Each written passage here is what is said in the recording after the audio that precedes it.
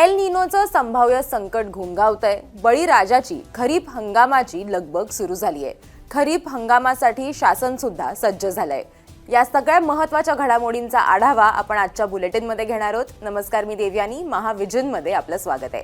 आधी नजर टाकूयात हेडलाईन्सवर. शेतकऱ्यांसाठी सरकार सज्ज झालंय. खरीप हंगाम नियोजन बैठकीत महत्त्वाचे निर्णय घेतलेत. मुख्यमंत्र्यांनी संबंधित विभागांना निर्देश दिलेत. शिर्डीत क्षेपणास्त्र संकुल, तोफगोळा उत्पादन प्रकल्पाचं लोकार्पण. केंद्रीय मंत्री राजनाथ सिंहांनी महाराष्ट्र सरकारचं कौतुक केलं. सिद्धिविनायक मंदिर परिसराला नवं रूप मिळणार. मुख्यमंत्री फडणवीस, उपमुख्यमंत्री शिंदेंनी सुशोभीकरणाचं भूमिपूजन केलं. पुण्यात कोट्यावधींच्या गुंतवणुकीसह हजारोंची रोजगार निर्मिती होणार. राज्य शासन आणि अग्रेको इंडिया कंपनीसोबत करार. मुक्त विज्ञान उद्यान उभारलं जाणार. बालभवनाच्या नव्या इमारतीचं लोकार्पण मुख्यमंत्री फडणवीस, उपमुख्यमंत्री पवारांच्या हस्ते झालं.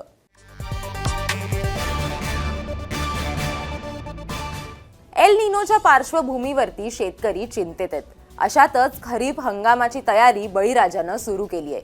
शेतकऱ्यांच्या तयारीला सरकारने साथ दिली आहे. यासाठी नुकतीच राज्यस्तरीय खरीप हंगाम नियोजन बैठक मुख्यमंत्र्यांच्या अध्यक्षतेखाली पार पडली.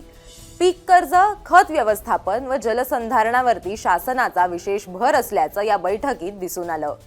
खरीप हंगामाच्या पार्श्वभूमीवरती राज्यात बियाण्यांचा पुरेसा साठा उपलब्ध असून शेतकऱ्यांना वेळेवर कर्ज पुरवठा, जलसंधारणाची कामं आणि कृषी क्षेत्रातील डिजिटायझेशन यावर विशेष भर देण्याचे आदेश मुख्यमंत्री फडणवीसांनी दिलेत.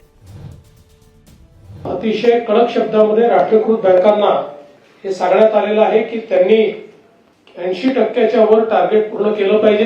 प्रत्येक जिल्ह्यामध्ये आवश्यक त्यापेक्षा जास्त बियाणं उपलब्ध आहे आणि विशेषतः आता जवळपास 20.16 लाख मेट्रिक टनाची आपल्याला आवश्यकता आहे.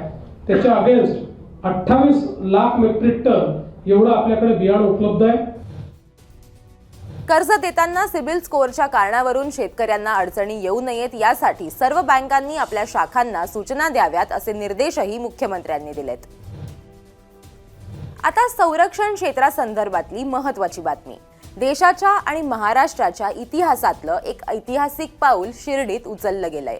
शिर्डीच्या MIDC परिसरात 200 एकर जागेवर उभारण्यात आलेल्या भव्य क्षेपणास्त्र संकुल आणि तोफगोळा उत्पादन प्रकल्पाचं लोकार्पण केंद्रीय संरक्षण मंत्री राजनाथ सिंह आणि मुख्यमंत्री देवेंद्र फडणवीसांच्या प्रमुख उपस्थितीत करण्यात आलाय. हा प्रकल्प आत्मनिर्भर भारत, मेक इन इंडिया या दोन्हीचं उत्कृष्ट उदाहरण मानलं जात आहे. या प्रकल्पात उत्पादनाचं काम अखंडपणे सुरू राहील. या ठिकाणी तोफगोळे तयार होणार आहेत. यासाठी केंद्रीय मंत्री राजनाथ सिंहांनी महाराष्ट्र सरकारचं कौतुक केलंय. जब से श्री देवेंद्र फडणवीस जी ने महाराष्ट्र के मुख्यमंत्री पद की जिम्मेदारी संभाली है, यह प्रदेश लगातार विकास के पथ पर तेजी से अग्रसर है. यह यूनिट यहां पर स्टैब्लिश करने में किस प्रकार का सहयोग यहां के चीफ मिनिस्टर ने और उनकी गवर्नमेंट ने किया है, मैं इसके लिए यहां के चीफ मिनिस्टर श्री देवेंद्र फडणवीस जी की भूरी प्रशंसा करता हूं. साईबाबांच्या भूमीत शक्तीची उपासना सुरू झाली आहे असं म्हणत फडणवीसांनी या प्रकल्पाला सर्वतोपरी मदत करण्याची ग्वाही दिली आहे. आता तर मला या ठिकाणी सांगताना आनंद होतो की आपलं अहिल्यानगर हे एक प्रकारे डिफेन्स मॅन्युफॅक्चरिंगचं हबच झालेलं आहे. देशाच्या डिफेन्स मॅन्युफॅक्चरिंग मध्ये महाराष्ट्र नंबर 1 आहे आणि आता तो इतका पुढे जाणार आहे की महाराष्ट्राला कोणी थांबवू शकणार नाही. यावेळी पालकमंत्री राधाकृष्ण विखे पाटील, विधान परिषद सभापती राम शिंदे, निबे लिमिटेडचे चेअरमन गणेश निबेंसह लोकप्रतिनिधी, अधिकारी आणि नागरिक मोठ्या संख्येनं उपस्थित होते. पुढची आणि आनंदाची बातमी आहे सिद्धिविनायकांच्या लाखो भक्तांसाठीची. मंदिर परिसराच्या सुशोभीकरणातल्या पहिल्या टप्प्यातील कामांचं भूमिपूजन मुख्यमंत्री देवेंद्र फडणवीस आणि उपमुख्यमंत्री एकनाथ शिंदेंच्या हस्ते करण्यात आलं. यावेळी शिंदेंनी याबाबत माहिती दिली.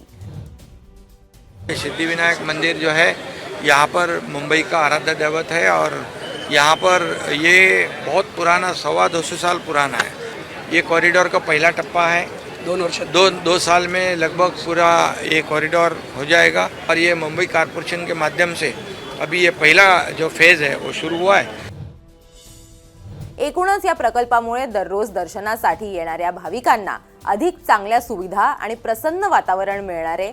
यावेळी श्री सिद्धिविनायक गणपती मंदिर न्यासाचे अध्यक्ष सदानंद सरवणकर, आमदार कालिदास कोळंबकर, आमदार प्रसाद लाड, महापौर रितू तावडेंसह इतर लोकप्रतिनिधी उपस्थित होते।